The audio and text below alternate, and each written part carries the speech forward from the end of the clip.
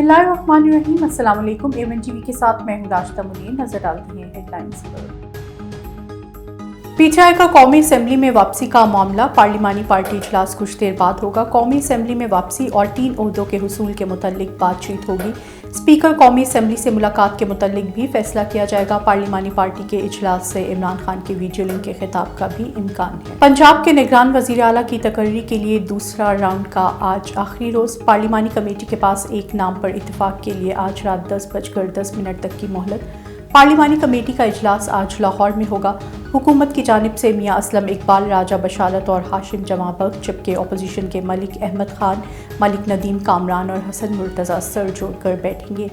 किसी एक नाम पर इत्तेफाक न हुआ तो मामला इलेक्शन कमीशन के सपुर्द हो जाएगा और 48 घंटों में 4 में से किसी एक शख्सियत को निगरान वज़ीर आला नोटिफाई कर दिया जाएगा। एहतसाब अदालत इस्लामाबाद में Nooriabad power plant project reference की समात। वज़ीर आला सिंध मुराद अली शाह की जानिब से आज की हाजिरी से इस्तशना की दरख्वास्त दायर।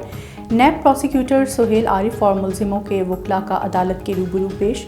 शरीक मुल्जिमान खुर्शीद जमाली और सुल्तान फारूक के वकला की जानिब से बरियत की दरख्वास्तों पर दलाइल मुकम्मल। इस्लामाबाद हाई कोर्ट में डॉक्टर आफिया सदीकी की रिहाई। सेहत से मुतल्लिक केस। अदालत ने वजारत खारजा को कानूनी लिहाज पर फौजिया सिद्दीकी को सहूलत फराहम करने की हिदायत कर दी। अदालत ने वजारत खारजा हुकाम को आइंदा हफ्ते फौजिया सिद्दीकी के साथ मीटिंग की भी हिदायत की।